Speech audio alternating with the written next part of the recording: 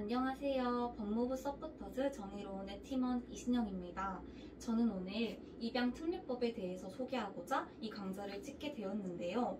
사회적 약자에 대한 보호 법안 중 하나인 입양특례법에 대해서 지금부터 간략히 소개하도록 하겠습니다.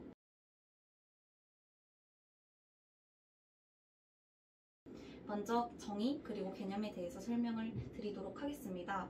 입양특례법은 유보호 아동의 입양에 관한 요건 및 절차 등에 대한 특례와 지원에 필요한 사항을 정함으로써 양자가 되는 아동의 권익과 복지를 증진하는 것을 목적으로 하는 법입니다. 여기에서 유보호 아동이란 아동복지법 제2조에 의해서 아동이 그 보호자로부터 유실, 유기 또는 이탈된 경우 그 보호자가 아동을 양육하기에 부적당하거나 양육할 능력이 없는 경우 또는 기타의 경우에 이 법의 보호를 받을 아동을 말합니다. 고아, 기아, 가출아, 불황아, 시설 퇴소 연장 아동, 미혼모의 사생아, 소년, 소녀가장, 보호자에 의해 학대받거나 방치되고 있는 아동, 저소득 결손가정의 아동 등이 이 범주에 속하게 됩니다. 입양특례법은 총칙, 입양의 요건 및 효력, 입양기관, 입양아동 등에 대한 복지 지원, 입양아동 등에 대한 정보의 공개, 지도, 감독 등의 내용을 다루고 있는 법이라고 할 수 있겠습니다.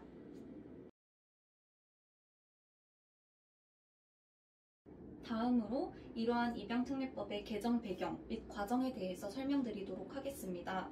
현행 입양특례법의 역사를 보면 1961년 제정된 고아 입양특례법에서 출발하였으며 이러한 고아 입양특례법을 폐지하고 만들어진 법이 입양촉진 및 절차에 관한 특례법이고 2011년 법률의 제명이 입양특례법으로 변경된 현행 입양특례법은 이러한 입양촉진 및 절차에 관한 특례법을 전면 개정한 법안이라고 볼 수 있겠습니다. 법안 개정의 배경과 과정을 더욱더 자세히 보도록 하겠습니다. 입양특례법은 한국전쟁 후 해외 입양 역사에 그 기원을 둡니다. 우리나라 입양은 1950년대 6.25 전쟁으로 등장한 전쟁 고아를 대상으로 실시되었는데요. 전쟁으로 인해 많은 고아와 호녀라가 생겨났고 미국의 홀트 부부가 고아가 된 우리나라 호녀아동 8명을 입양하게 되어서 해외 입양이 공식적으로 시작된 계기가 되었습니다. 이후에 미혼모 문제가 발생하며 미혼모로부터 태어난 아이가 많아지고 해외에 입양되는 아동의 수도 많아졌습니다. 6.25 전쟁으로 인해서 발생한 고아들을 수용하고 있는 시설들을 합리적으로 지도할 행정적 필요에 따라서 1952년 10월에 후생시설 운영 요령을 시달하였고 이후 1961년 고아 입양특례법이 제정되었다고 할 수 있겠습니다. 이는 외국인이 우리나라 고아를 입양하는 절차를 간소하게 하는 데 그 목적이 있었습니다. 1976년 12월 고아 입양특례법은 입양특례법으로 그 제명이 바뀌었으며 고아라는 용어 대신에 보호시설에 보호받고 있는 자로 바꾸어서 고아가 아닌 아동도 입양될 수 있도록 하였습니다. 1995년 입양특례법은 입양촉진 및 절차에 관한 특례법으로 전면 개정하였고 이후 7차례의 개정을 거치게 되었습니다. 이에 따라서 현행 입양특례법 개정 이전에는 입양촉진 및 절차에 관한 특례법에 따라서 입양이 이루어졌는데요. 한국은 전쟁 이후 약 21만 명의 아동을 입양을 보냈습니다. 너무 많은 아동이 해외로 나갔고 이것은 아동이 한국에서 태어나 성장할 수 있는 권리를 아동 보호의 차원에서 손쉽게 박탈하는 것이기도 했습니다. 입양이 이렇게나 많이 이루어진 데에는 2013년 이전까지 입양촉진 및 절차에 관한 특례법에 따라서 버려지는 아이에게 입양을 우선 추진했기 때문입니다. 우리나라가 선진국 대열에 합류했음에도 불구하고 대규모의 해외 입양이 지속됨에 따라 아동 수출국이라는 오명이 지속되어서 이에 대한 개선의 필요성이 제기가 된 것이죠. 입양특례법이 개정된 배경에는 크게 두 가지 요인을 꼽을 수 있는데 첫 번째로 입양촉진 및 절차에 관한 특례법은 고아 호적을 만들어서 서류에 아동 1인만 기록되게 하였습니다. 따라서 아동이 성인이 되어도 공적 기록에서 삭제된 자신의 친생모 등에 대한 아무런 단서를 찾을 수가 없었습니다. 그야말로 기록이 깨끗하게 정리된 입양되기 적합한 몸을 만드는 법이었습니다. 그러나 성인이 되어서 자신의 원가족을 찾고자 하는 입양인에게는 가혹한 법률이었다고 할 수 있겠죠. 친생 부모를 찾고자 하는 해외 입양아들의 노력이 이어지고 있었으나 입양 관련 정보가 부실하게 관리되어서 실패하는 사례들이 많아 문제로 지적된 것이 곧 전부 개정의 배경의 요인들 중 하나로 꼽을 수 있겠습니다. 특히 해외 입양인의 경우 언어도 통하지 않는 상황에서 민간에 위탁된 입양 기록이 제대로 기록되지 않는다고 믿는 경우도 많았습니다. 또한 입양 절차 등이 허술해서 양부모로서의 자격이 없는 자가 아동을 입양하여 학대하거나 무책임하게 파양하는 등의 사례가 많이 발생하여 입양 절차를 체계화하고 양부모가 되고자 하는 자의 자격을 엄격히 심사하고 관리함으로써 입양되는 아동을 보호할 필요성이 제기되기도 하였습니다. 둘째로 입양 숙려제의 도입입니다. 기존에는 임신 상태에서 미혼모 시설 입소 시 친권 포기 각서를 쓰고 아이를 출산하자마자 입양기관에서 데려갔습니다. 그러나 2013년 이후에는 임산부에게 일주일이란 최소한의 숙려기간을 주어서 아이 양육 혹은 입양을 결정하게 했습니다. 출산과 동시에 입양기관으로 보내지는 아동은 한국에만 있는 시스템은 아니었는데요. 호주가 그랬고 미국이 그랬고 영국이 그랬습니다. 호주와 영국은 미혼모에게 입양을 강제한 것을 인정하고 정부에서 공식적으로 사과를 하였습니다. 미혼모의 경우 안정되지 않은 현실에서 양육을 선택하기가 쉽지 않은 것이 현실이죠. 그야말로 위기의 상황에서 입양과 양육을 아이가 뱃속에 있을 때부터 정하라는 것은 그야말로 야만적인 절차이고 국제사회도 이러한 절차를 불법으로 규정을 하였습니다. 입양특례법 시행에는 그 외에도 수많은 이유가 있었다고 할 수 있겠습니다.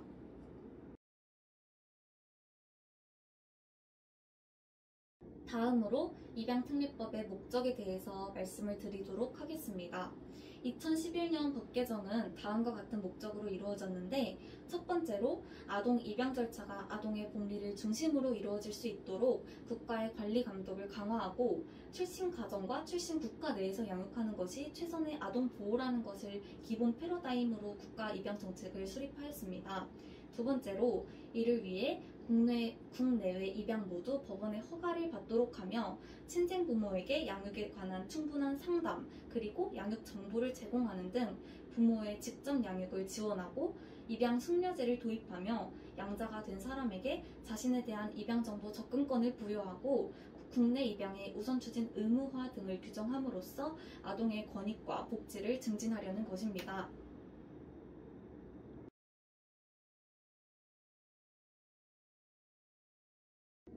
마지막으로 입양특례법의 주요 내용에 대해서 보도록 하겠습니다.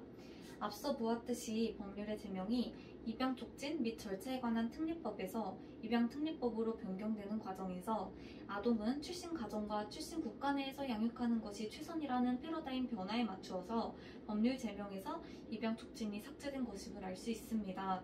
동시에 법률의 목적을 유보호 아동의 입양에 관한 요건 및 절차 등에 대한 특례와 지원에 필요한 사항을 정함으로써 양자가 되는 아동의 권익과 복리를 증진하는 것으로 변경하였습니다. 이것이 곧 제1조의 내용이라고 볼 수 있습니다. 이는 법률 제명 변경과 같은 취지로 법률의 목적에서 입양 촉진을 삭제한 것이라고 할 수 있습니다. 다음으로는 제7조의 내용을 보도록 하겠습니다. 입양특례법은 국내 입양 우선의 원칙을 명시하고 국외 입양은 예외적으로 추진하도록 하였는데요. 국가 및 지자체는 입양 의뢰된 아동의 양친될 자를 국내에서 찾기 위한 시책을 최우선적으로 시행하도록 하고 입양기관의 장은 입양 의뢰된 아동의 양친을 국내에서 찾기 위한 조치를 하고 이를 관계기관의 장에게 보고하게 하며 이러한 조치 및 노력에도 불구하고 국내에서 양친이 될 자를 찾지 못하였을 경우에 한하여 국외 입양을 추진할 수 있도록 하였습니다. 다음으로 제10조의 내용을 보도록 하겠습니다. 양친이 되기 위한 자격 요건 등이 강화가 되었는데요. 양친이 될 자격 요건을 아동학대, 가정폭력, 마약 등의 범죄나 알코올 등 약물 중독의 경력이 없는 자로 강화하였고 입양 성립 전에 보건복지부령으로 정하는 소정의 교육을 이수하도록 한 것입니다. 다음으로 제11조의 내용을 보도록 하겠습니다. 법원에 의한 입양 허가 제도를 도입하였는데 입양을 하려는 자는 가정법원에 입양 허가를 청구하도록 함으로써 종전의 신고제를 폐지하고 법원에 의한 입양 허가 제도를 도입한 것입니다. 다음으로 제13조의 내용을 보도록 하겠습니다. 입양 숙려제를 도입하고 입양과 관련한 대가적 급부를 금지한 것이 주요 내용이라고 볼 수 있겠습니다.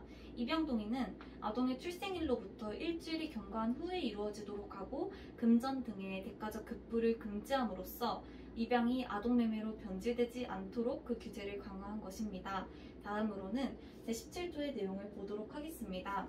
양친이 양자를 학대 또는 유기하거나 그 밖에 양자의 복리를 현저히 해하는 경우 양자의 양친에 대한 폐륜 행위로 인하여 양자관계를 유지시킬 수 없게 된 경우 가정법원에 파양을 청구할 수 있도록 하였습니다. 다음으로 제26조에 대해서 설명드리도록 하겠습니다. 제26조에서는 중앙입양원의 법적 근거를 마련하였습니다. 보건복지부 장관은 국내 입양 활성화 및 입양에 대한 사후 관리 등을 위해서 중앙입양원을 설치 운영하며 중앙입양원은 입양아동 그리고 가족정보 및 친가족 찾기에 필요한 통합 데이터베이스 운영, 입양아동의 데이터베이스 구축 등의 사업을 수행하도록 하였습니다. 다음으로 제36조 제1항, 제2항, 제3항에 대해서 살펴보도록 하겠습니다. 입양정보 공개제도가 도입이 되었는데요. 이 법에 따라서 양자가 된 자는 중앙입양원 또는 입양기관이 보유하고 있는 입양정보의 공개를 요청할 수 있도록 하였고, 중앙입양원 또는 입양기관의 장은 신생부모의 동의를 받아서 정보를 공개하도록 하며, 신생부모가 정보의 공개에 동의하지 않는 경우에는 그 인적사항을 제외한 정보를 공개하도록 하였습니다. 이것이 곧 제36조 제1항과 제2항의 내용이라고 볼 수 있겠습니다. 다음으로는 제3항의 내용을 보도록 하겠습니다. 친생부모가 사망하거나 그 밖에 불가피한 사유로 친생부모의 동의를 얻을 수 없는 경우, 그리고 양자된 사람의 의료상의 목적 등 특별한 사유가 있는 경우에는 친생부모의 동의 여부와 관계없이 입양 정보를 공개할 수 있도록 하였습니다. 이상으로 입양특례법에 관한 전반적인 설명을 마치도록 하겠습니다. 감사합니다.